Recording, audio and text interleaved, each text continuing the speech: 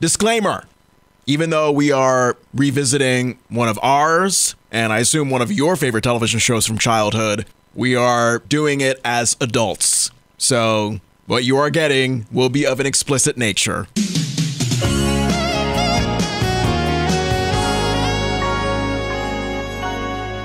Alrighty, so I think this episode will be heard like mere days before 90s Con in Hartford. That's how far ahead I have been with scheduling these episodes. So I think by the time you listen to this, dear listener, the deadline to fill out the listener surveys will have passed. And I just want to say thank you. I mean, you know, I've reached out. I think you've reached out to people as well to fill out these listener surveys so we can get very helpful feedback. And I just wanted to give a personal shout out to people like Fergway Schwartz from YouTube. I think that's how you pronounce their name. Nell from Facebook, Ben Thompson from Instagram, Cassandra from TikTok. So thank you, because as you know, Andrew, I mean, feedback only helps us. Very true. It just helps us get better. So thank you, guys. Yes. And let me give a thank you to you for the exceptional work that you've done with our t-shirt design.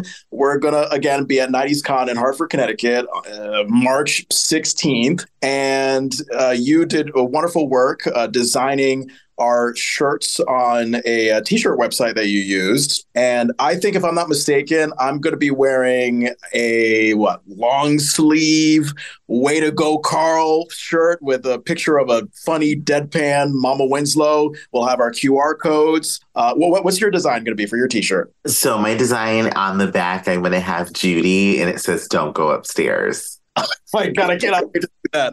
Okay. All right. Don't show it to me before the convention. I got to see it like the day of. That's going to be great. Oh, the day of, you will see it. I'm excited, y'all. These shirts are fun. I had fun making these, so I really hope people enjoy them. Yes. So I think this episode will come out like mere days before the convention. So Saturday, March 16th, Hartford, Connecticut. We hope to see you there for 90s Con. And, you know, as we're in the process of trying to figure out the merch situation, maybe setting up a Patreon and so on and so forth, if you are interested, because I think we may like post snapshots of me and Andrew in these shirts. We have to take pictures in them. Oh, yeah, that's true. Yeah, I know. I'm acting like it's an option. Oh, no, I don't want to network or promote our podcast. I just want to keep it a private experience. For the exclusive listeners. Yeah. So once you see them in our socials, just send us a DM at Family Matters Rewatch Pod. Let us know if you're interested, and we'll see if we can hook you up. You know, especially those who filled out the listener survey. I think that's the least we could do. Yeah, I really think so as well. Yeah. All right. Well, welcome to the delicious recap Family Matters, the weekly rewatch of the 90s sitcom Family Matters. I'm Jon Francois, and who are you this week? What character have you decided? Today, I'm Tyrone. Tyrone, headphones wearing silent Tyrone. I love it. I am. That was me at that age. I would have my headphones on everywhere. So I immediately related to Tyrone this episode. If you don't know who I am, I'm just Ajay Vandertunt or Andrew Vandertunt, whichever you prefer. And I'm gay. Okay, there you go. I mean, hey, however you want to choose to identify yourself, that's fine. But man, you got me stuck on Tyrone. Tyrone is a vibe. Like I said in the recap that we'll get to later on, I think Tyrone is pretty much the precursor of the modern day young people addicted to their phone stereotype. Like, you look at Tyrone and you're like, oh, that's a 1989 version of that.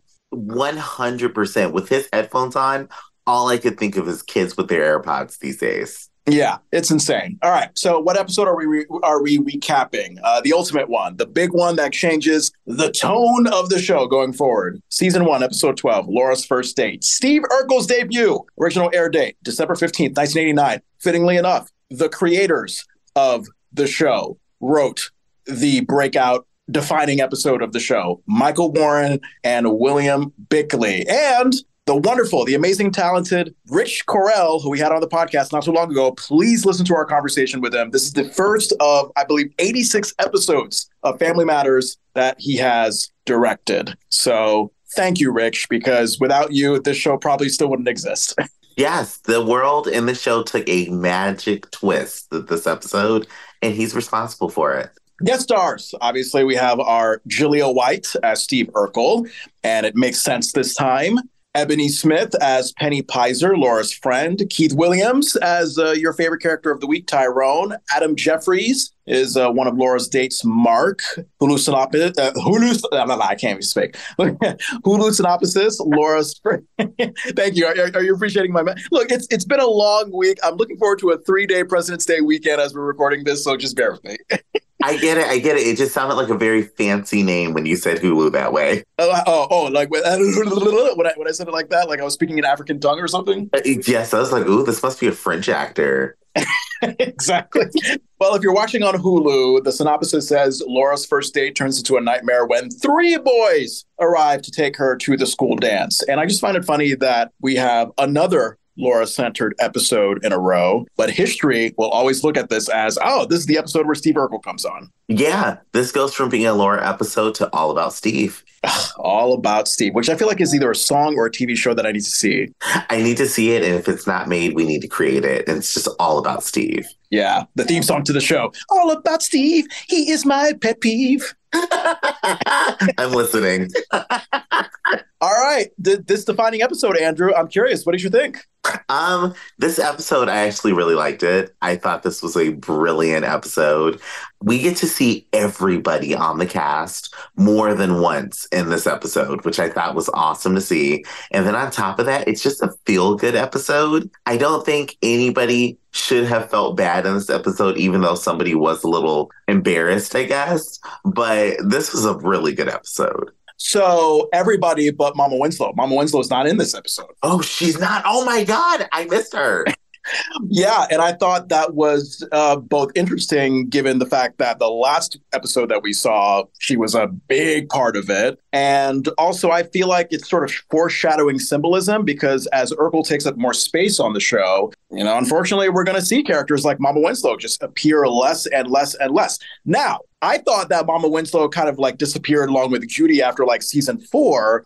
In looking through IMDb, she actually appears throughout the show sporadically, and her last appearance isn't until like a Christmas episode in season 9. So she's still there throughout the show, but obviously as Urkel takes up space, you'll see less and less of her. Yeah, after she gets married off, we don't see her as much, but then she still just pops in, just little snippets here and there. And I think, was it the last episode, the quote that you had mentioned that it felt like it went very quickly? It did. It felt like it just by really quick. That's how I felt about this episode. This episode had a certain pace to it. Like, okay, yeah, it still took me a few hours to recap, but I don't know, man. There was just something about, like, there was a forward-moving momentum to it, unlike previous episodes where it was like, oh, sometimes the pace is a little too careful, sometimes it's abrupt. Like, this one, like, just the scenes kept going and going and going and going, and I feel like it might be a credit to Rich Correll's directing style, and probably why he was asked back for many more to come. I mean,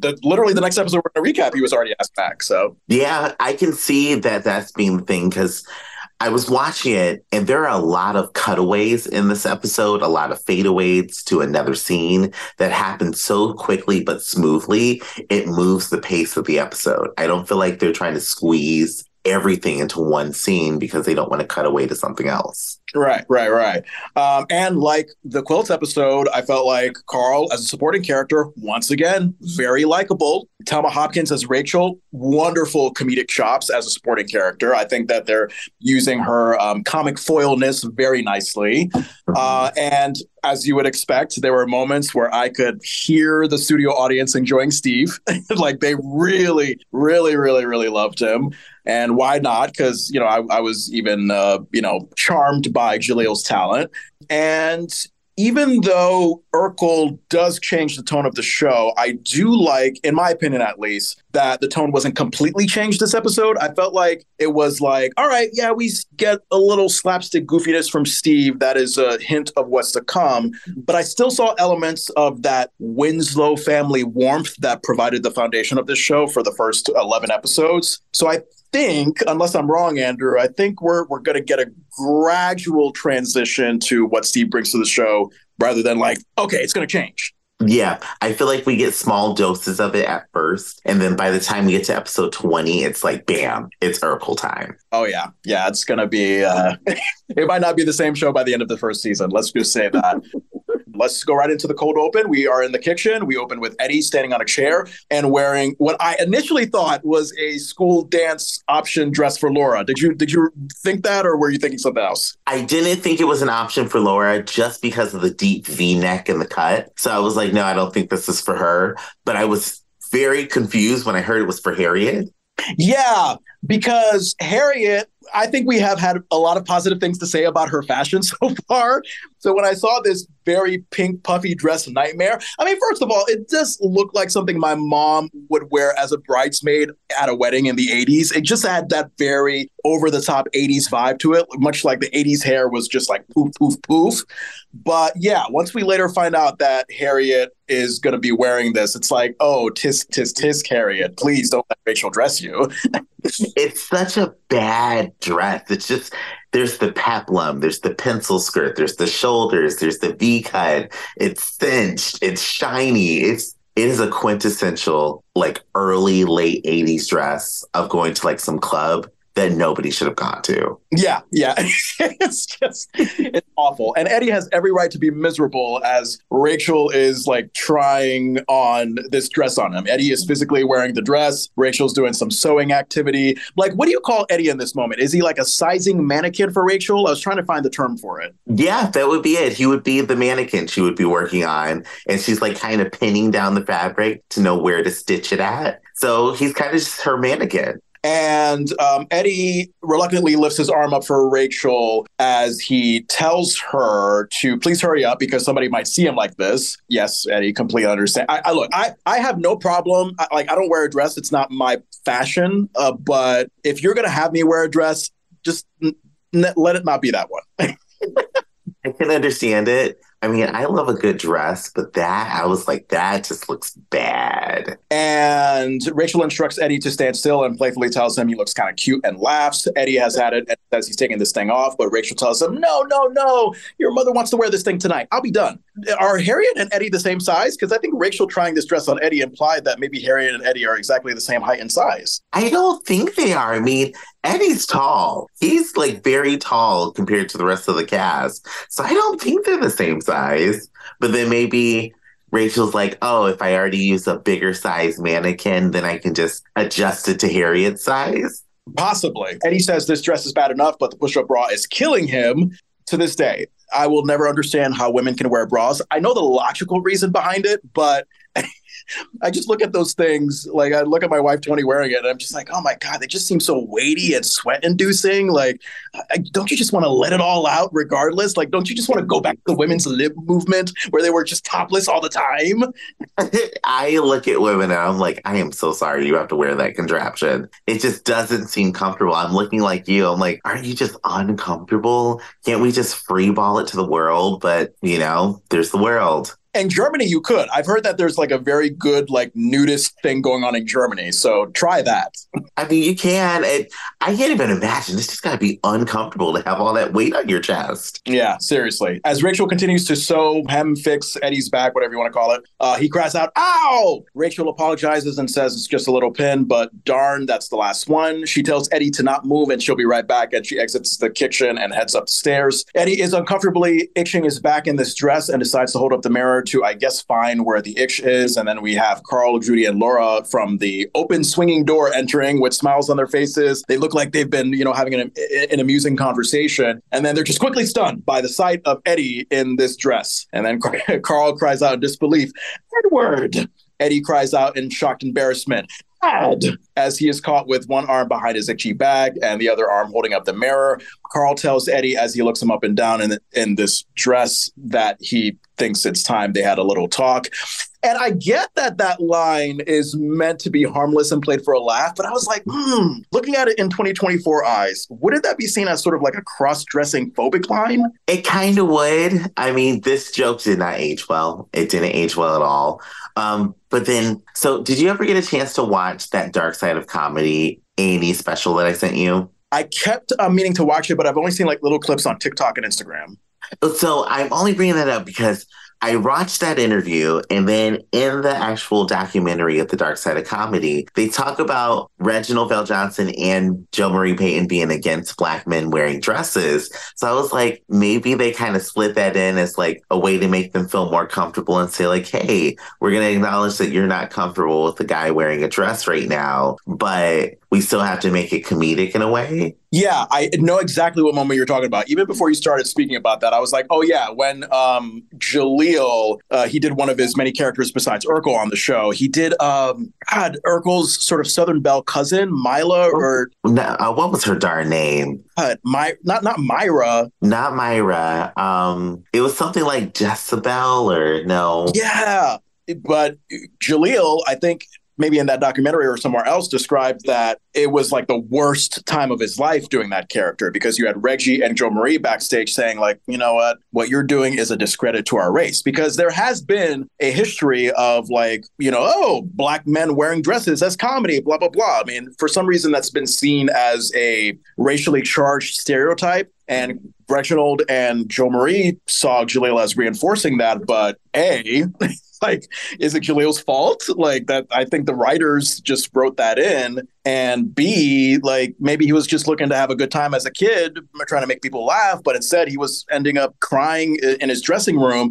And I think his dad or mom had to, sort of comfort him and say, hey, like it's okay. Like you're not a discredit to anybody. You're just here to have a good time. And then he still ended up doing that character for many seasons on. Right. He did do that character a few times. And I remember situations of hearing things like this of like, oh, this was a really big thing, putting Black men in dresses and stuff. And somebody who wears a dress themselves every now and then and just has fun, I'm like, it's just a piece of clothing. It's just cloth. We're not doing anything here. It's just cloth at the end of the day. So I didn't ever understand that argument from the other end of people saying this is a discredit to Black men, because I'm like, we've got other Black men on screen right now. So we're not saying that Black men only wear dresses. It just doesn't like correlate to me properly. So I've always been confused on that whole argument. But watching this, hearing interviews from this, and especially Jaleel talking about it, how it was such a hard moment for him. It just seems like there's this trauma associated with it that they wanted to joke away in the show.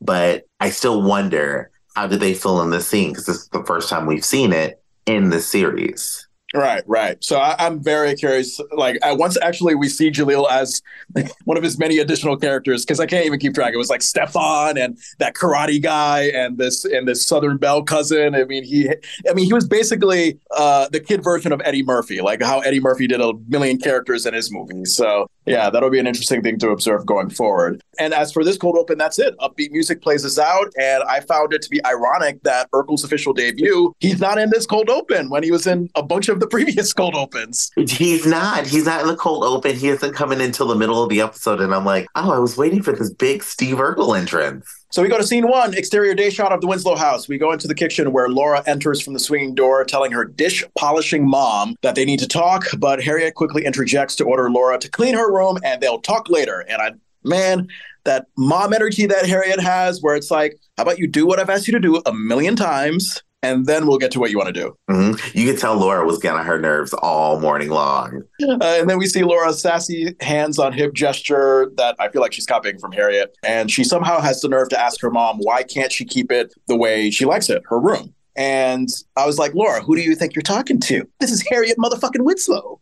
Right. You are not going to talk to her any kind of way. And she hit Laura with, I think, one of the most iconic Black lines for me. I heard it as a kid. I know other people have that too as well. Oh, God. All right. So you let me know when I get to it. Harriet rightfully tells Laura that the room is not hers. It belongs to the father and mother, and they're letting her use it till she goes to college, which I loved it. Was that the line? That's it right there. Like, you're just borrowing this room. My parents said that to me. You're basically a tenant that's not paying rent. Yes, finally. They get back on Laura, finally. After all the meanness that she's done with her siblings and whatnot. So Laura asks if she cleans up her room, can she go to the dance? Which I found to be another example of how children need to have an incentive to do chores. And I think I've said this on a previous episode. Yeah, okay, every now and then do the allowance, blah, blah, blah. But also showed them that in the adult real world, when you get your own place, you're going to have to do laundry and no one's going to give you money for it. You just have to do it because that's what has to be done. I agree with you. They need to face reality and know that life is disappointing. So get ready for it.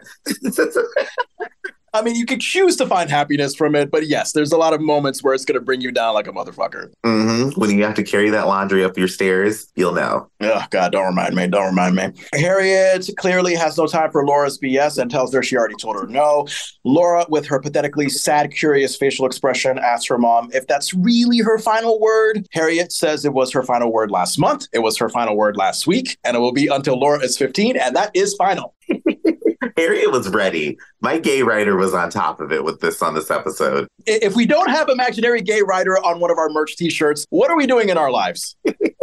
We'll make it happen. We will make it happen. But when Harriet mentions like, oh, because Laura is 15, I was also wondering if she was kind of thinking in the back of her mind as a concerned mom, like, oh, I don't want horny boys humping her at the dance. I don't want to let my daughter go for that.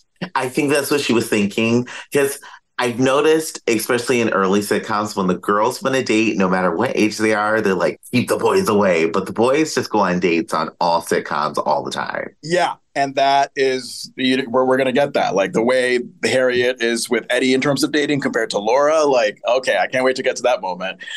So Rachel comes down the stairs into the kitchen happily with baby Richie, and she's holding some envelope. Laura asks Aunt Rachel how old was she when she started dating. So this is a problem that I'm going to have throughout the episode. There seems to be a confusion between dating and going to a school dance. Like, I'm thinking, okay, you're going to a dance, and even if you're going with somebody as your date, that's different than saying, oh, I'm going to start dating. Like, that's a long-term relationship thing. Did you find that frustration as well, or... You hit the nail on the head on something I was going to ask you about. There are a lot of continuity issues in this episode where all of a sudden going to a dance is dating. And then this dance goes from being a dance to people referring to it as a party, which sounds more intimate. And I'm just like, what is happening here? I don't understand how they got dating from going to a dance. A party and a dance, they could not be more different things. Like when I think party, I think possibly at somebody's house, more casual clothing, hip hop music, maybe blasting from the boombox. School dance sounds formal. You know, it sounds like, oh, we're going to get dressed up. We're going to be chaperoned by lame adults who are the teachers usually. Like there's going to be just bad decorations, a subpar DJ. Like, but yeah, I feel like the creators of this episode, they kind of didn't really know how to quite define this. Are we talking about a dance? Are we going to talk about going to a party? Are we talking about full on starting dating? Like, what are we talking about?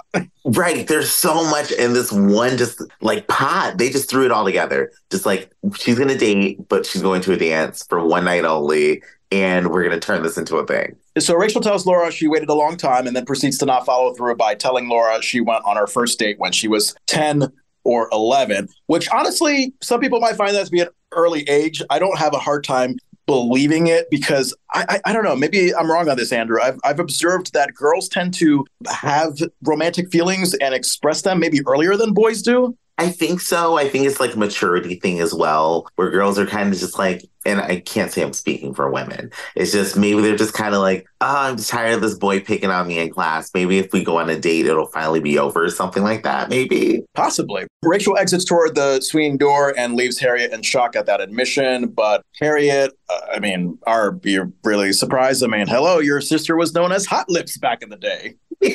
Like, Rachel had a life and Harriet just didn't understand it. Laura cries out, Mom, in a disbelief that tells us she should be able to date by now then, compared to Rachel's experience. And then we have police uniform Carl entering through the back porch door. Again, he happily greets his family at the end of the day as if every single day as a police officer in Chicago is a smooth day.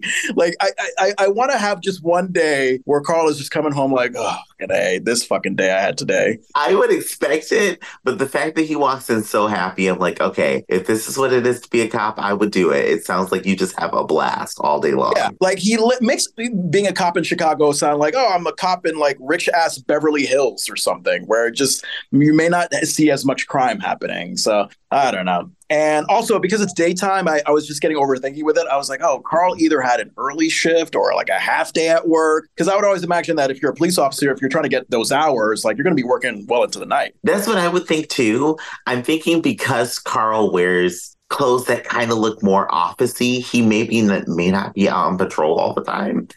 So police officers wouldn't wear what Carl was wearing. It seemed like he was wearing a standard police officer outfit. I mean, they would, but it's pretty clean and pristine. So to me, I just would think maybe he's more in the office or maybe at the precinct more than out on patrol. God, if Carl was a police officer receptionist, much like Harriet was the elevator operator at the Chronicle, like if we find out that Carl is not as active on the force as we thought he was, oh, I'm going to cry myself to sleep tonight.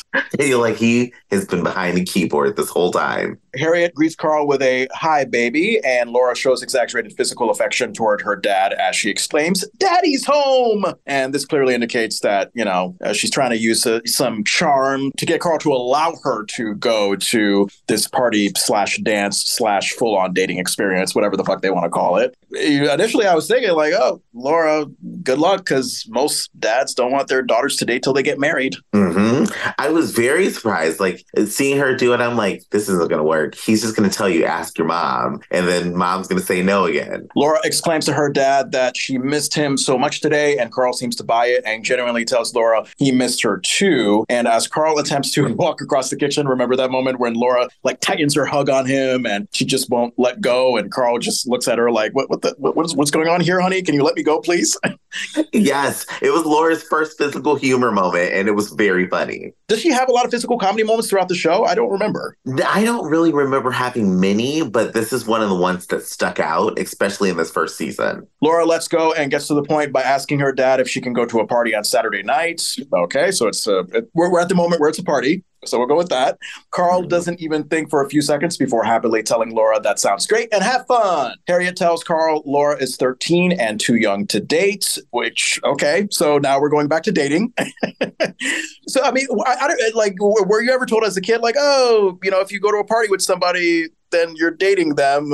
No, I mean, I wasn't allowed to go to parties, but everybody I knew, they were like, we're just going to a party. Nobody's dating. Laura seems to avoid Harriet's confusing remark and says when Eddie was 13, her mom let him take Brenda Jackson roller skating and confirms that was indeed a date. Carl agrees with Laura on this one, but Harriet comes back with, yeah, and Eddie hasn't been the same since. Carl agrees that's also true. I had questions with this moment here. So are they implying that dating at 13 made Eddie the adorably dumb Eddie that we know?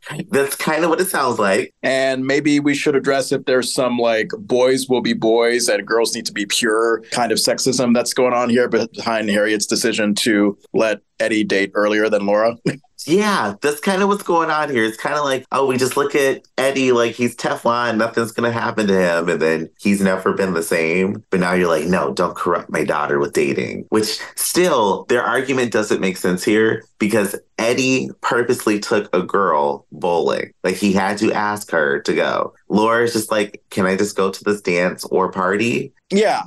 So I think it's roller skating. Roller skating. I don't know. I said bowling. Well, Harriet is trying to figure out how to be a parent, but unfortunately, because maybe it's Black mom culture, she's just not letting that vulnerability show, and she's just trying to pretend that she knows what she's doing, but she really doesn't. Laura tells her mom that in some countries, girls get married at 13, which I thought was not a very great example to portray, because I was like, wait a minute, Laura, there are child brides who are often forced to marry. I think that that's who you're talking about.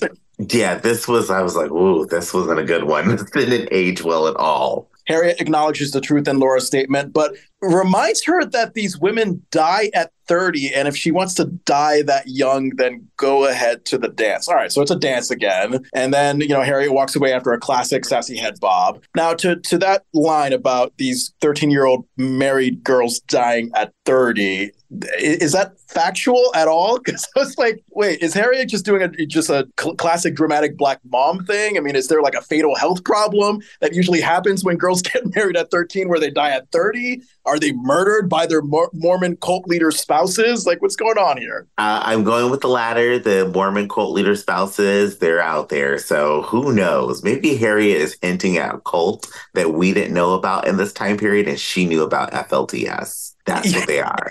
I guess. Would this be considered fear-mongering, what Harriet is doing? Yeah, I would say she's definitely fear-mongering. She's trying to put the fear of God in Laura to make her not want to date, and it's just not going to happen. Yeah, because kids at that age, especially when they get into their teenage years, you say, no, don't do this, they're going to increase their curiosity and want to do something. Mm-hmm. They sure will. And now, once you put the fear in somebody, now they want to know how to get over the fear. So it's only going to make this worse. Laura and Carl clearly having an awkward reaction to Harriet's dramatic black mom statement. And then Laura asks her dad if that meant a yes from her mom. Carl says no. He thinks that was a threat on her life. Laura tries to maintain her dad's affection by hugging him and saying with a mischievous smile that mom just doesn't understand her. But he does. Laura exclaims to Carl that he's the greatest dad in the whole wide world. Carl looks like he's not buying this and tells Laura he knows what she's trying to do. Laura plainly asks if it's working. And then I love this one. Carl, without a beat, he's just like, yeah, it's working. Perfect dad moment. Yeah, I love goofy Carl. So Carl tells Laura that he'll go talk to Harriet. Carl walks to the living room where Harriet is doing what I guess is what? I mean, she's polishing furniture china. What is that what it was? Yeah, I think it's like just furniture china that's just out there that you never touch. And she's just polishing it. And I think this is like the second of maybe 3 or 4 times that Harriet is polishing something in this episode. Like, I think I don't know, were the creators of the show who wrote this episode, were they just like, oh, Harriet, just do a lot of black mom actor business while you're not talking. Like, make yourself busy. You know what it was? The set team didn't come in and they're like, Harriet, just, straighten the set up while we do the acting and then you'll be good to go. Carl suggests to Harriet that they ought to let Laura go to the party. Harriet tells Carl that Laura is 13, and if she starts dating now, she'll get serious. And then the boy will get serious, and then they both will get serious. And that's serious. So more dramatic black mom hypotheticals. I like the serious joke run that they're doing there. I also thinking this is something that I learned from therapy. I don't even know what the term of this is, but what's it called when you're creating all these hypotheticals that haven't even happened yet? So it's like, I don't know, for example, like, if you take my headphones, then I will be miserable. I will die. I will kill myself. I will kill everybody if you take my headphones. Like, you create like a big anxious universe over one little thing where it's very clear that this dramatic scenario that you're painting a picture of is probably not going to happen. What is that called? Oh, I don't know what it's called, but I know what you're talking about. Yeah, it's something I picked up in therapy. I don't know, but we can always get back to it some other time if you'd like. We can, because I know exactly what you're talking about. I do it. So I get it. And that's where Harriet is. She's just like, all these things are going to happen. It's like, girl, none of these things are going to happen. She just wants to go to a building and dance. That's it. And party, too. Dance and party. Let's not forget. We have to have a dance/party here. We have to have a dance/party. I get it. This is the weirdest thing. I don't know who wrote this out, but nobody came to the decision on what to call this thing. I feel like we're not even going to focus so much on Urkel. We're just going to be like, is it a party or a dance? Like, that's all we're going to talk about this episode. Yes. Carl keeps the serious punchline going. Harriet, will you get serious? After Harriet did all her serious stuff. So Carl tells her this is a dance, and Laura already has a 10 o'clock curfew. I think that's 1 hour earlier than Eddie's curfew. So that must be like a younger sibling thing, or I don't know, Laura sexismly discriminated by Harriet because she's a girl. I don't know. I mean, generous to me is that timeline to get home, because at that age, 10, 11, 13, I've had to be home at like 9, not 10 o'clock. Yeah, that is a pretty late time. I have to agree with you on that. So the parents are doing what they can to be generous. And, going back to what we kind of implied earlier, I love that parental dynamic switch when it comes to the idea of Laura dating. Because it's usually the dad that's more concerned, like, no, never going to happen. But Carl is like, hey, come on, Harriet, like, Laura is at the age where she's going to want to be with friends. She's going to want to be with boys. Like, just let it happen. Carl is an oddly progressive dad in this moment. He is. He's progressive dad, and it's nice to see. Harriet insists to Carl that the party is not a good idea. Carl is not giving up and tells Harriet all of Laura's friends are going to go, and says if it'll make Harriet feel better, he'll have the squad car drive by to check on her every hour. Tisk, tisk, tisk. Lack of trust in your child here. Right, and abusive resources. Yeah. I was like, the squad car. Okay, we're going to like relate Laura to a sort of, I don't know, shoplifting heroin addict that you're trying to follow late at night.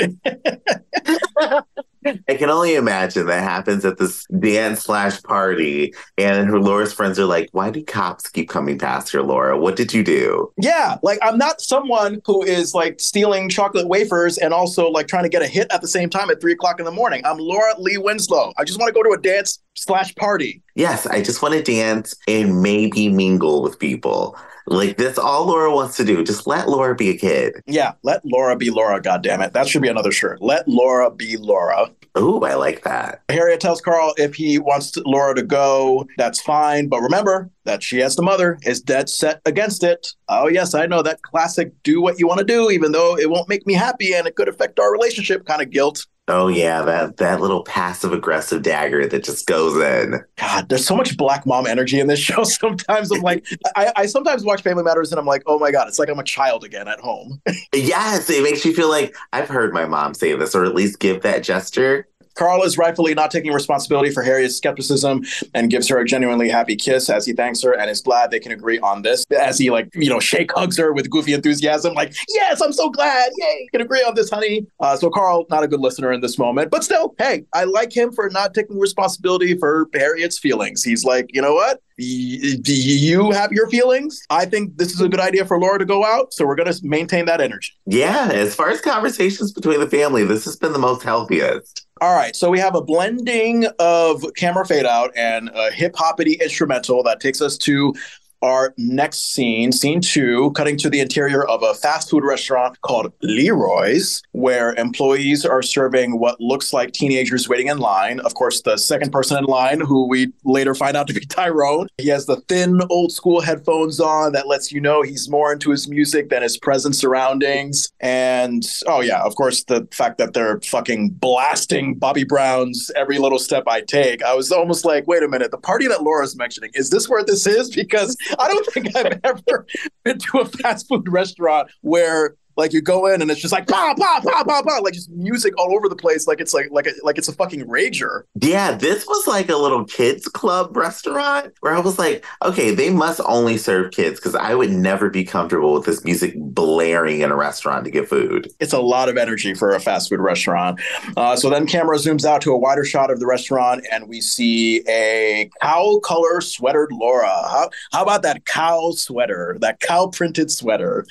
It was a weird sweater. I did not like that sweater at all. Yeah, I was almost going to ask Rich Carell when I first watched this episode to prepare for our interview with him. But then, I mean, I think our interview would have turned out to be a lot of costume questions that he would have been able to answer because, as you know, the costuming choices in Family Matters, they're a sight to be seen. They are. And we've gotten some interesting choices. This was one of those ones where I was like, wow, that's a very distinctive print we have on Laura. And we see Laura's female friend sitting at a table with her, and the friend orders Laura to close whatever book she's reading because the dance is tomorrow night, and they've got to get Laura a date. Now, going back to that Bobby Brown song, love that Bobby Brown song. I could listen to it anytime, anywhere, but it was still blasting, and I was like, is this song going to be blasting for a while? Because it's going to probably distract me from the scene. You know, I kept listening to the music and I love that song, but I love it from Ghostbusters. So I had to like kind of turn down the television so I couldn't hear it as much because I kept thinking of the Ghostbusters movie. Was it in Ghostbusters, that like the first movie? The second movie. Okay, I was going to say, because I think Ghostbusters, the first one, was like 84, and that song for Bobby Brown came out in like 88 or 89. Yeah, Ghostbusters 2 must have came out around like 88 then, right? It did. It came out around 88 or 89, I think. And it's in the scene where the guys come out of the sewer and they go to the restaurant to convince one of the other Ghostbusters that whatever's happening is real. And then they start playing the song as the Ghostbusters get arrested. And that's all I could think about when I was hearing the song, watching this scene. Point number 2, let's not forget that it is possible to go to a dance solo or with friends and still have a good time. So referencing back to Penny's point, because unfortunately we just have that stigma like, oh, if it's a prom, if it's a dance, if it's anything school related like that, you got to go with a date or else you're a loser, and you are not. You're not. Laura just wanted to have a hot girl summer. That's what was happening. Maybe she just wanted to go dance with her friends, and her friends didn't need a man in this equation at all. Side note, it is very disappointing to see Megan Thee Stallion and Nicki Minaj fighting when they made such a fucking great song together. That song wasn't good. Oh, I love that song. Oh no. I Okay. hope, but if we have any people is a Barb and you're listening, please don't hate me. I just don't think that song was good between Megan and Nikki. And Laura's friend who has not been named yet. I liked her jean jacket. Like I thought, oh, Laura, maybe pick up some tips from this girl because I think that jean jacket is a little bit more in line with Chicago middle to high school fashion in the late 80s rather than, hey, let's look like we're a cow from Iowa. Yes, that her friend's fashion was on point. I feel like Laura at school is the girl everybody knows goes to church, and she is like dressed like she is a church kid.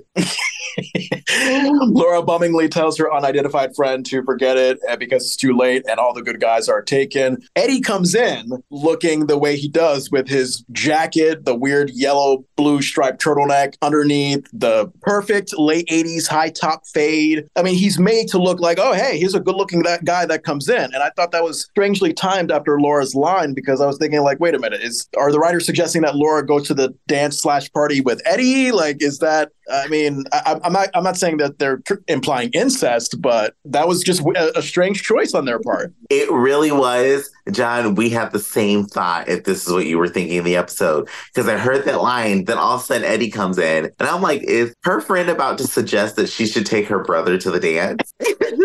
Does Penny not know that Laura is related to Eddie? Because we know that Penny, like, she has a, sort of a romantic awe thing toward Eddie. Laura gives the middle child response you'd expect when Laura's friend says, like, hey, oh my God, like, how cool is he? That guy walking in. And Laura was like, my brother? Cool. What? You are a sick person. And I got flashbacks, like the way Penny looks at Eddie reminded me of like my sister's friends having a crush on me back in the day when we were all young and in school. Like it's that awkward thing of like, yeah, not a good idea, but I don't want to hurt your feelings because you're friends with my sister. See, I had the other side of that where my friends wanted my brother because I had a lot of friends that were girls in school and I would look at them. I'm like, that's my brother. That's disgusting. What's wrong with you? So was it like frustrating after a while or was it just like a kind of a thing that you just kind of put up with? After a while, it got a little frustrating where one of my friends, I was like, okay, don't ever talk to me about my brother again. Leave me alone. Eddie comes over to Laura and her friend's table and casually greets his sister. The friend is in eager glee when she asks Eddie if he wants to sit with them. Eddie cries out in a shaking my head way that also lets us know who the friend's name is. Yay, we have officially been introduced to Penny. Penny, Penny, Penny! Eddie explains to Penny that he's in high school now and cannot be seen sitting with seventh graders, which, unpleasantly brings back those memories of clique segregation back in middle school and high school, where it's like, oh, the jocks have to sit here, the nerds have to sit there. No, everybody can be with anybody they want to be with. You can just mingle. I feel bad for kids who didn't get to mingle in school. Penny agrees and tries to save face and also, I guess, brag to when she tries to win over Eddie. Like she was like, oh, yeah, man, don't worry about that, Eddie. I was kidding. I'm a great kidder, Like I was like, okay. All right, great pickup line for yourself. She was an aggressive girl. She's like, I need you to know that I'm going to flirt with you right now. Eddie goes from standing over Laura and Penny at their table to leaning down toward Laura and warning her that he saw Steve Urkel outside and he plans to ask her to the dance. And I did not see Penny, like she had an encouraging line, Penny. Like she was like, hey, that's great, like toward Laura. And it kind of amused me and surprised me because I just never thought she would support Laura being seen with a nerd. I was like, oh, that's cool to say, Penny. Yeah, I mean, Penny's a good friend aside from giving Laura fashion tips. She's a good friend in the realm that she's going to hype up her friend and say, okay, we got a man for you at least. Yeah, we got an option. We got somebody. Laura asked Penny in surprise if she really thinks Laura would go out with Steve Urkel, the mouse eater. I was like, what? Now, we're clearly in the mode of trying to find out who Steve Urkel is. I thought, we know Urkel's crazy, but mouse eater crazy? I thought that was a bit of a stretch. What did you think? All I wanted was a backstory. I need to know how he ate the mouse, why he ate the mouse, what happened. Did he have some jerk chicken with it? Did he put some barbecue sauce on it? Give me the details on the mouse meal. He walked in and opened up his briefcase the first day of class and just popped the mouse in his mouth. That's why we don't see him open the briefcase in the episode, because he doesn't want to scare people away with all the cooked mice that are in there. Oh, I didn't think they were cooked. Uh, He likes a mouse fresh, just nice and wiggly. yes, he likes the raw dog mice in his mouth. Love it. Disturbing image, right? Raw dogging mice in your mouth. I'm scarred. As you should be. As you should be. Penny surprisingly defends Urkel and remarks that the kid eats one mouse and is branded for life. So again, Penny being kind toward Urkel. We could all use a friend like her. I mean, yes, eating a mouse, gross, but bravo, Penny, for continuing to somehow give him the benefit of the doubt. She's a good one. Penny knew what she was doing. She's like, I'm going to bring the school together. I mean, and literally, I was thinking like, oh, Urkel, like go for this Penny energy instead of Laura Lee Winslow, who kind of rejects you for a better part of the next decade. There's so many times I'm like, Urkel, you had other women, other options out here, and you kept going after Laura. It's that thing of like, I want what I can't have. You love that challenge. Typical man. Yep, typical straight man. We hate them. As Eddie returns to standing over Laura and Penny's table, he tells Laura she's just built her reputation and can't afford to date guys with mice on their breath. He gives Laura a pat on the back and then walks away upstage to another part of the restaurant. And I was like, wow, Eddie, either you're trying to look out for your own image or you're just strangely looking out for the sister who's always picked on you. Eddie is giving full-on Big Brother vibes in this episode, and I really enjoy it. And I like that because it kind of falls in line with the like, oh, yeah, he may be dumb. He may be lacking intelligence, but he has a heart. Yeah, he's a brick with a heart. A brick with a heart? Is that a thing? Yeah, he's got a brick with a heart. I mean, he's a brick in the head, but he's got a big heart. All right, I'll take that. Penny is in continuing romantic awe while telling Laura how amazed she is by Eddie's good looks and intelligence. And only if you met Eddie at home. So don't you go too far, Penny. Penny just loves what she sees. She doesn't know what's behind the illusion. Don't judge Eddie by his looks. Judge him by the full picture. Yes, get a full picture, Penny, before you decide that this is the guy that you want. Ask him to delicately put a tool on the ground and see what happens. Oh, she wouldn't do it. Laura suspiciously asks Penny why she wants her to go to the dance with Urkel because Penny herself would not go out with him. Penny finds that statement to be true, but says she already has a date while Laura waited too long to put herself on the market and to face the fact that she's at the sale table right now. I was like, little girl, you don't know the struggle of paying bills. Don't you knock down the value of a sale table. But Penny knows.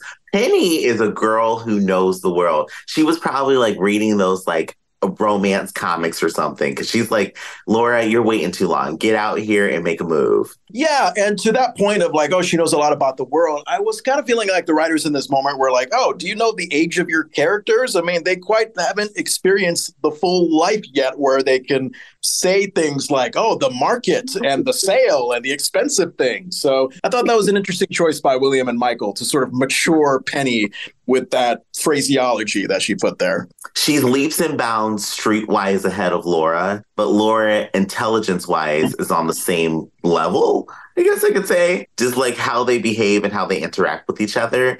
But then it's so fun to see that Laura has this friend who seems like the cool girl of school.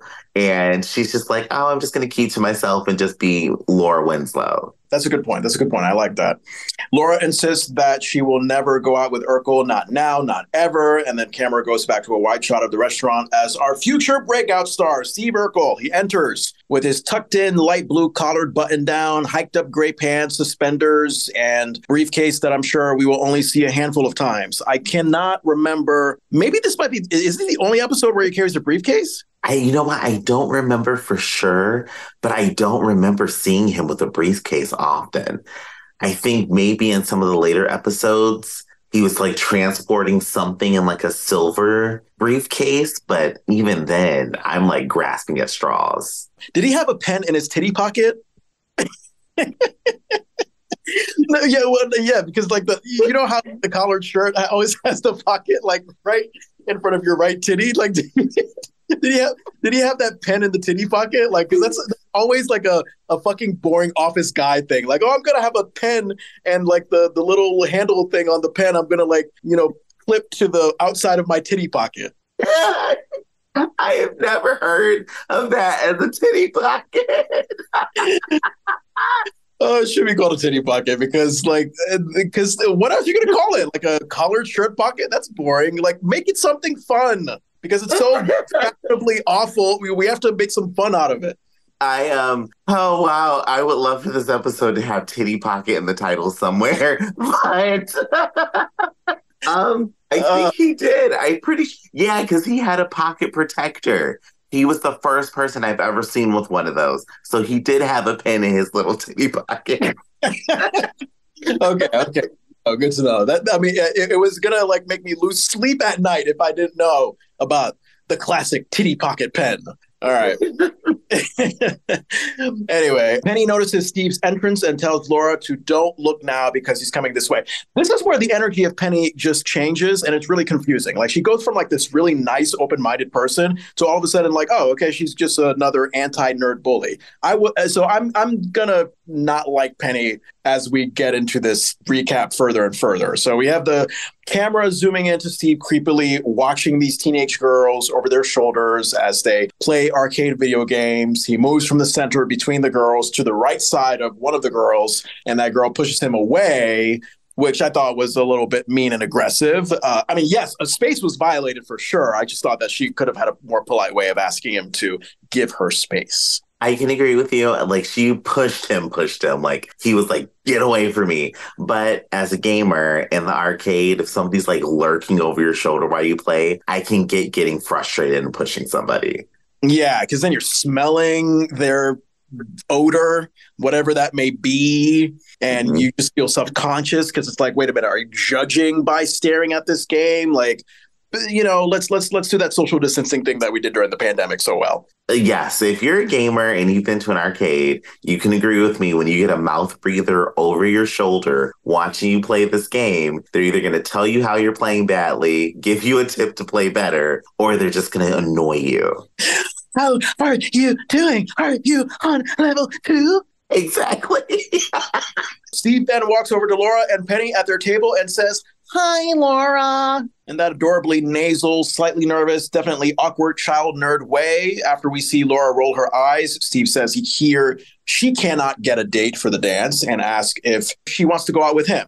Penny feels the need to speak for Laura and tells Urkel to take a hike because Laura would rather eat worms. This is what I'm talking about. Like, why is Penny mean all of a sudden? I liked the nice energy of Penny. Right. She was so like Team Urkel before he got there. And then all of a sudden he gets there and it's like, where did Penny go? Because this isn't Penny. This is Shadow Penny. Yep, Shadow Penny. I would like to do that. Yeah, let's have that as a shirt idea. And also when Penny was saying like, hey, Laura would rather eat worms, wouldn't it have been great if Steve would have followed up with, well, how about eat mice? That would have been perfect. I have one better for you, Penny. Or he could explain how healthy worms are. Like, I would have been down for that. Oh, are worms really healthy? Can you get like protein and shit from them? I'm pretty sure you can. I mean, don't quote me. Don't go around eating worms because I did not cause you to get worms, so I'm not going to support it. But they're probably healthy. I cannot wait if I do eat worms to like do that sucking spaghetti sound that some people do. Like, oh, that's so gross. Yeah, I would do that just so I could make myself laugh. I know, but you would vomit, and our friendship would be over, and it would be terrible. I would vomit. I wouldn't end our friendship, but I would definitely vomit, and I would just always say, "Do you remember that time that you inhaled worms?" Really? When I did? Yes.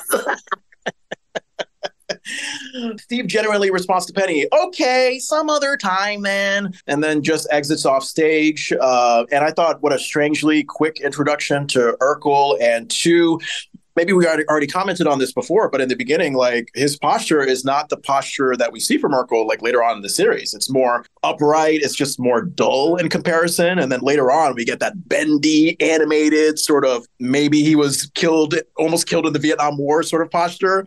Like it's going to be interesting to see Jaleel physically try to find this character as time goes by. Yes, I agree with you so much. This entrance for him, because we've been forced to see Urkel in these cold openings that are very abrupt and awkward, this was like the most gentle entrance I could have ever expected for this character. Very big contrast to the cold opens where it's like, oh, Carl, I'm using your shower. Like, and then we have this where It's just a shy, cute, adorable nerd.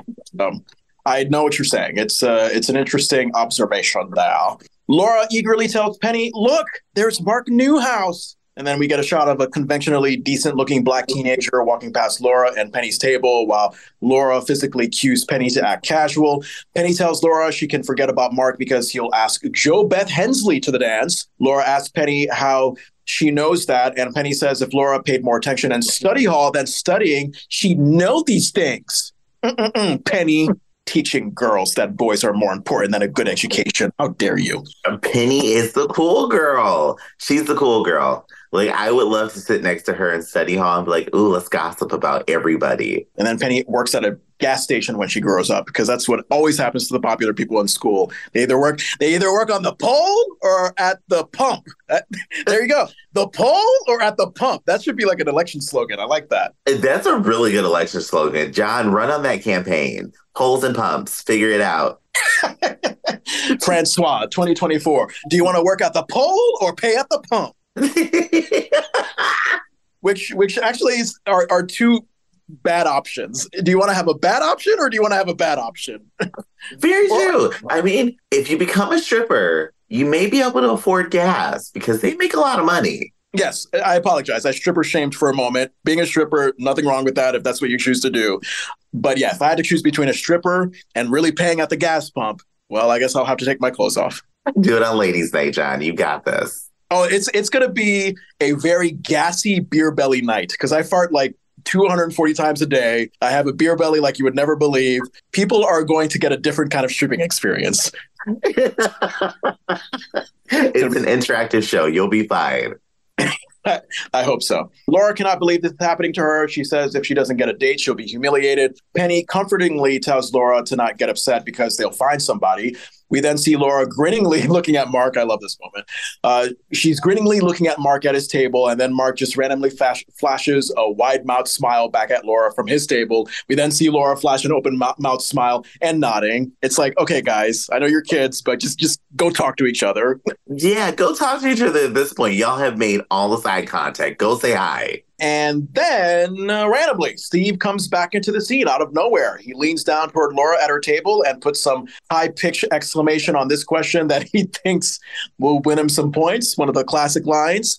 Did I mention my dad knows Wayne Newton? I don't even know who Wayne Newton is. And I screamed when he said that. I just screamed. So Wayne Newton, a Vegas-style singer, very popular in the 60s and 70s. I think he was like influenced by Frank Sinatra, that kind of style of music. And side note, if you follow Jaleel White on Instagram, he took a picture with Wayne Newton at the recent Super Bowl, and he posted that picture. In the same post, he put the clip of him as Steve Urkel saying, "Oh, Wayne Newton." So like for him, it was like a full circle moment. I like that. So if you check out Jaleel White's Instagram, he has that full circle moment there. Pretty cool. Ooh, I gotta go check that out. And Laura gives a what the fuck look to Penny and shakes her head. And then Laura tells Penny to make Urkel go away, as if he isn't standing right next to her hearing all this. Penny orders Urkel to get out of here and calls him goat face, and she throws food at him. Why are we calling people goat face, Penny? So bully. Like, this was full on bully moment, and I didn't like Penny from here. Hated her. I mean, I know that, Urkel should have gotten the point earlier that Laura didn't want to go to the dance with him. I know that, and really, we're going to keep on saying that the more that Urkel tries to go after Laura and then Laura rejects him. But we don't need to throw food. We don't need to treat him like he's a monkey. Right. There are starving children in the world, Penny. What is your problem? Yeah, there's starving children that want that weird onion strip thing that she was throwing at him. What the fuck was that food? Was that like an onion curly fry? What was that? I had no idea. I was looking at that. I was like, that is the longest fry or chicken finger I've ever seen. Yeah. Can you imagine like the classic 90s thing where it's like food fight and then they throw shit like that and then you're just like, what the fuck is this? Like it's not pasta. This is not mashed potatoes. Like this doesn't affect me in any way. It's just a dry onion strip. It's fried confetti. That's all it was. Oh my God. It's prop food. It's clearly prop food. That's what I like to call it. After Urkel reacts to the food being thrown at him, he walks away from the table and bumps into this vertical building structure thing. What do you call that thing? Like that thing in the middle of like a room? Like it's what do you call that? I called it a poll. Like, I don't know what you would call it. Maybe like a support meme? Okay, so the child-friendly, school-friendly poll, is that what we could call it? Yeah, let's just call it the school-friendly poll. Okay. He then says, "Excuse me," to the school-friendly poll as if it was a real person, which I thought that would have been like more of a dumb Eddie thing to do. I felt like, you know what? No, we're playing on the fact that Urkel is smart and awkward. Like, smart people are awkward. Smart people are not dumb. Yeah, because the awkwardness, I didn't get it from that, but that moment made me laugh too. Like these are probably the biggest laughs I've had so far in the series, just from these two interactions with Steve. Right. And probably the most insecure, one of the more insecure moments with Steve. Because if you notice later on, he gets like really confident in his craziness. And that's actually like one of the big things that I like about him is that, oh, wow, here's this crazy, weird, over the top nerd. But he carries a certain confidence about him that like it's just infectious. Of course, that's why somehow there are moments where he's like a popular guy in school. Yeah, like in this scene, he's kind of apologetic for being who he is. And then later we see him where he's like, yeah, I'm a nerd and I like being a nerd. So what? And side note, I just realized the Bobby Brown music went away. Like, so I guess they did a good job of just like slowly fading it out. Did you notice? I did notice that it was gone in the scene where Urkel is actually talking and we hear more, that the music had completely stopped. And then we go to scene 3, exterior night shot of Winslow house. And we cut to the kitchen where the entire family, with the exception of Mama Winslow, seems to be eating dinner together at the kitchen table. I guess Mama Winslow, was she at Frank's house out of state for the week? Like, it was just like she had such an intense episode last episode. And then it's like, oh, I guess Mama Winslow's not a part of this family this week. You know what? She had to go take a vacation after the quilt and everything that occurred with it. She's like, I'm going to go see the bushes. So maybe she's in DC. In DC at a very not tropical time of year for DC. So maybe there's something. I mean, this episode does take place during the holidays, 10 days before Christmas. So maybe there's they always have like a special Christmas at the White House special. Maybe she's in the audience for that and then is going to party with the Bushes afterwards. There we go. See, she's partying with the Bushes for this week. That wraps up part 1 of our recap of Laura's First Date, season 1, episode 12 of Family Matters. Obviously, we have a lot more to say, so join me and Andrew for part 2. Let deliciousness ring.